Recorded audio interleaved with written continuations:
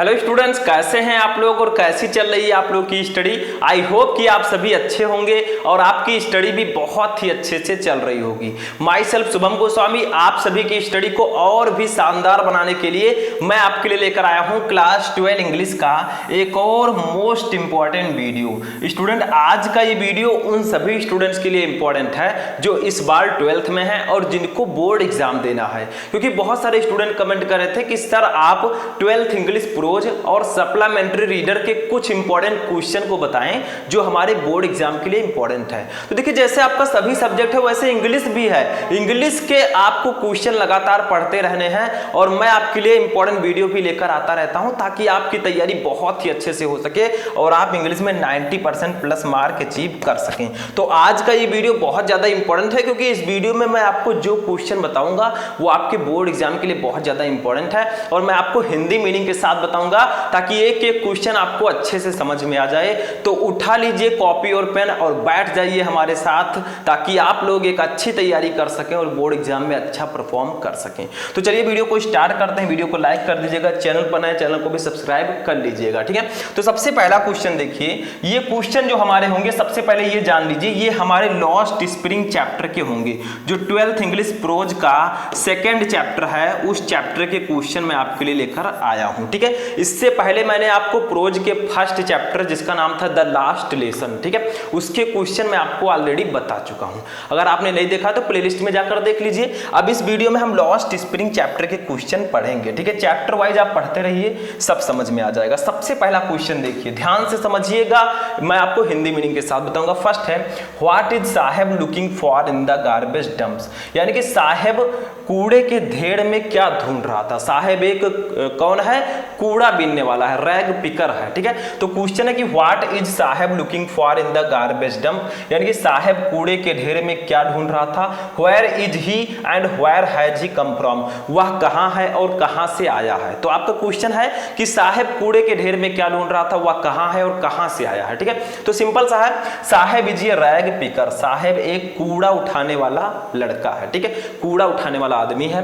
He is looking for gold in the garbage dumps, वह कूड़े के ढेर में सोना ढूंढ रहा था। ही इज लुकिंग फॉर, वह ढूंढ रहा था गोल्ड सोना इन द गार्बेज डंप, यानी कि कूड़े के ढेर में, ठीक है। तो वह कूड़े के ढेर में सोना ढूंढ रहा था।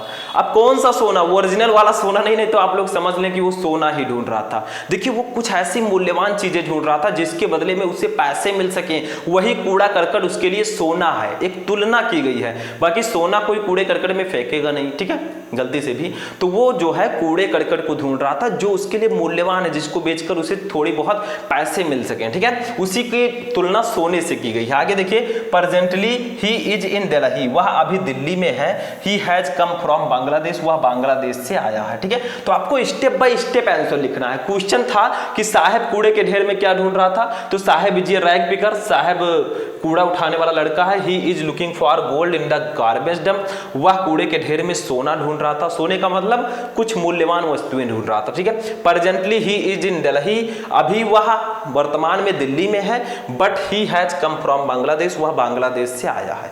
बस आपका आंसर हो गया, नंबर क्लियर है, ठीक है। तो ऐसे ही एक एक क्वेश्चन समझिए जैसे मैं समझाता हूं। सेकंड क्वेश्चन देखिए, why does the author say, यानी कि लेखिका ऐसा क्यों कहती हैं, garbage to them is gold, यानी कि कूड़ा करकट उनके लिए सोना है।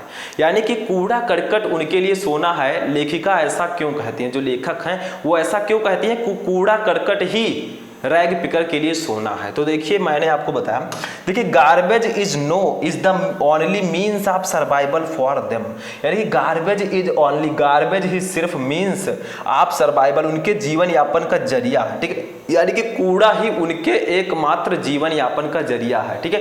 कूड़े को बेचकर वो कुछ मूल्यवान वस्तुओं बेचकर उससे पैसे पाते हैं और उसी से उनका गुजारा होता है, जीवन यापन होता है, ठीक है। तो कूड़ा करकट जो है वो उनके लिए एकमात्र जीवन का साधन है। They search for something valuable in the garbage, यानी कि वे गार्बेज में यानी कि कूड़े करकट में कुछ मूल्यवान चीजें ढूंढते हैं। देखिए दे सर्च, वे ढूंढते हैं फॉर समथिंग, कुछ वैल्यूएबल मूल्यवान इन द गार्बेज यानी कि कूड़े में। तो वे कूड़े में कुछ मूल्यवान वस्तुएं ढूंढते हैं एंड और सेल फॉर ये लिटिल मनी, और उसे कुछ पैसों के लिए बेचते हैं। ठीक है, सेल बेचते हैं, फॉर ये लिटिल मनी कुछ पैसों के लिए। तो वो कूड़े में कुछ मूल्यवान वस्तुएं ढूंढते हैं जिनको वे कुछ पैसे के लिए बेचते हैं। ठीक है, दे पिच देयर टेंट्स, वे अपने तंबू वहीं गाड़ लेते हैं, wherever they can find rags, जहां कहीं भी उन्हें कूड़ा करकट मिलता है। इसका मतलब क्या है, उनके पास कोई निजी घर नहीं है, वो टेंट लिए रहते हैं और अपना टेंट वही गाड़ देते हैं जहां पर उन्हें कूड़ा करकट दिखाई देता है। ठीक है, फिर उसी में कुछ मूल्यवान चीजें ढूंढते हैं जिसके बदले में उसे पैसे मिल सके और उनका जीवन यापन हो सके। ठीक है, आगे देखिए, सो इसलिए द आथर राइटली, लेखिका ने सही ही कहा है दैट कि garbage is no less than gold for to the rag picker, यानी कि कूड़ा उठाने के लिए, कूड़ा उठाने वाले लोगों के लिए कूड़ा करकट ही सोना है। ठीक है, तो यहाँ पर क्वेश्चन क्या था, एक बार फिर से देखते हैं। Why does the author say garbage to them is gold, यानी कि लेखिका ऐसा क्यों कहती है कि कूड़ा करकट ही उनके लिए सोना है। Garbage is the only means of survival for them, garbage यानी कि कूड़ा करकट ही उनके जीवन यापन का एकमात्र साधन है। They search for something valuable in the garbage and sell for ये लिटिल मनी, वे कूड़े करकट में कुछ मूल्यवान वस्तुएं ढूंढते हैं और उसे कुछ पैसों के लिए बेचते हैं। They pitch their tents wherever they can find racks, वे अपने तंबू वहीं गाड़ लेते हैं जहां कहीं भी उन्हें कूड़ा करकट दिखाई देता है। ठीक है, समझ में आया। So the author rightly says, इसलिए लेखिका ने ठीक ही कहा है दैट की garbage is no less than gold for the rag picker, यानी कि कूड़ा करकट कूड़ा बीनने वाले लोगों के लिए सोने से कम नहीं है। ठीक है, क्योंकि उनके लिए वही एकमात्र जीवन का साधन है। नेक्स्ट क्वेश्चन, ये भी समझ में आ गया। तीसरा क्वेश्चन देखिए क्या है। तीसरा क्वेश्चन है, इज साहब happy working at the tea stall, क्या साहब चाय की दुकान पर काम करके खुश है। यानी कि साहब जो है इस लॉस्ट स्प्रिंग कहानी का एक पात्र है। ठीक है, तो देखिए क्या है, इज साहब happy working at the tea stall, क्या साहब चाय की दुकान पर काम करके खुश है। एक्सप्लेन, व्याख्या कीजिए। ठीक है, तो देखिए आंसर क्या होगा, Saheb does not seem to be happy working at the tea stall, यानी कि Saheb does not seem to be happy, Saheb जो है वो खुश नहीं दिखता है। ठीक है, working at the tea stall यानी कि टी स्टॉल पर काम करके, तो साहब टी स्टॉल यानी कि चाय की दुकान पर काम करके खुश नहीं है। क्यों खुश नहीं है, क्योंकि नाउ अब he feels bound and burden, वह खुद को बाध्य और बोझिल महसूस करता है। ठीक है, क्योंकि दूसरों के अंडर में अगर आप काम करेंगे तो वो आप उनके नौकर होंगे। ठीक है, लेकिन वह खुद का मालिक बनना चाहता है। Saheb is no longer his own master, Saheb अब खुद का मालिक नहीं है। ठीक है, क्योंकि वो चाय की दुकान पर काम करता है, चाय की दुकान का मालिक कोई और है और कोई नहीं चाहता कि मैं एक नौकर बनकर रहूं। ठीक है, समझ में आया। तो क्या साहब चाय की दुकान पर काम करके खुश है, तो देखिए आंसर क्या होगा, Saheb does not seem to be happy working at the tea stall, Saheb चाय की दुकान पर काम करके खुश नहीं है। Now he feels bound and burden, अब वह खुद को बाध्य और बोझिल महसूस करता है। Saheb is no longer his own master, Saheb अब खुद का मालिक नहीं है। ठीक है, तो ये आपका हो जाएगा आंसर। 30 वर्ड्स में आपको आंसर लिखना होगा। नेक्स्ट क्वेश्चन देखिए क्या है, what makes the city of Firozabad famous for, यानी कि जो फिरोजाबाद शहर है वह किस चीज के लिए प्रसिद्ध है। What makes the city of Firozabad famous, यानी कि फिरोजाबाद जो शहर है वो किस बात के लिए प्रसिद्ध है। तो देखिए क्या है, फिरोजाबाद इज ये famous for glass blowing industry, यानी कि फिरोजाबाद इज फेमस, फिरोजाबाद प्रसिद्ध है फॉर ग्लास ब्लोइंग इंडस्ट्री, यानी कि कांच की चूड़ियां बनाने में। ठीक है, यानी कि जो फिरोजाबाद है इस शहर में कांच की चूड़ियां ज्यादातर बनाई जाती हैं। ठीक है, ग्लास ब्लोइंग इंडस्ट्री, वहां पर कांच की चूड़ियों का उद्योग है। तो Firozabad is famous for glass blowing industry, यानी कि फिरोजाबाद कांच की चूड़ियां बनाने वाले के लिए फेमस है। ठीक है, एवरी अदर फैमिली, यानी कि हर एक परिवार हियर इज इंगेज्ड लगा हुआ है इन मेकिंग बैंगल्स, यानी कि चूड़ी बनाने में। तो यहाँ का हर एक परिवार चूड़ी बनाने में लगा हुआ है। ठीक है, उनका काम है, उनका बिजनेस है चूड़ियां बनाना। ठीक है, बैंगल मेकिंग्स। नेक्स्ट देखिए, it is famous for its bangle, यह अपने चूड़ियों के लिए प्रसिद्ध है। तो क्वेश्चन था what makes the city of Firozabad famous, यानी कि फिरोजाबाद जो शहर है वो किस चीज के लिए फेमस है। Firozabad is famous for glass blowing industry, Firozabad कांच की चूड़ियां बनाने के लिए फेमस है। Every other family here is engaged in making bangles, यहाँ का हर एक परिवार चूड़ी बनाने के काम में लगा हुआ है, यानी कि उनका बिजनेस है चूड़ी बनाना, ठीक है। It is famous for its bangles, यह अपने बैंगल्स के लिए फेमस है, यानी कि चूड़ियों के लिए फेमस है, ठीक है। That's a 4 question.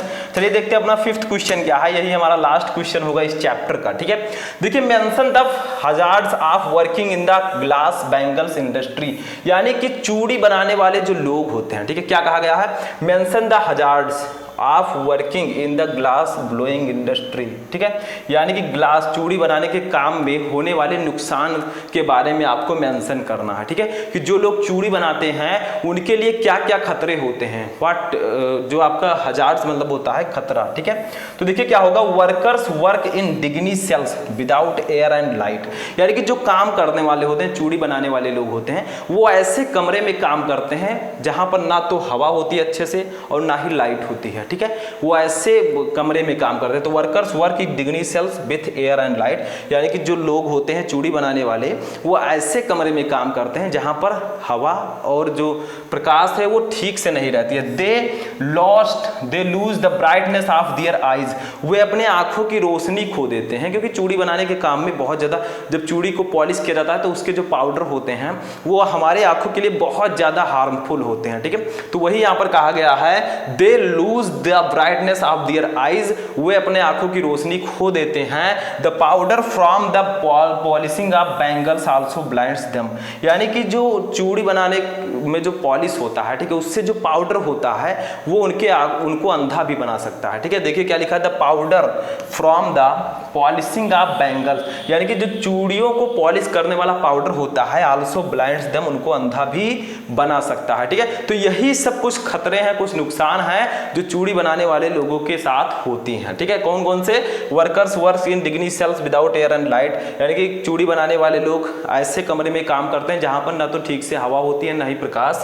They lose the brightness of their eyes, वे अपनी आंखों की रोशनी खो देते हैं। The powder from the polishing of bangles also blinds them, और जो चूड़ी का पॉलिश करने में जो पाउडर होता है वो उनको अंधा भी बना सकता है। तो यही कुछ नुकसान है, ठीक है, इसमें बैंगल मेकिंग में। तो ये थे आपके 12th इंग्लिश के 5 मोस्ट इंपॉर्टेंट क्वेश्चन जो आके द लॉस्ट स्प्रिंग चैप्टर के थे, 12th इंग्लिश प्रोज के 2nd चैप्टर के, ठीक है। तो फर्स्ट चैप्टर मैंने आपको ऑलरेडी बता दिया, 2nd चैप्टर आज मैंने बताया। अब जो नेक्स्ट चैप्टर है उसका भी जल्द मैं वीडियो लेकर आऊंगा। कैसा लगा आपको वीडियो कमेंट करके बताएं। हम मिलेंगे नेक्स्ट वीडियो में नेक्स्ट टॉपिक के साथ, तब तक के लिए जय हिंद।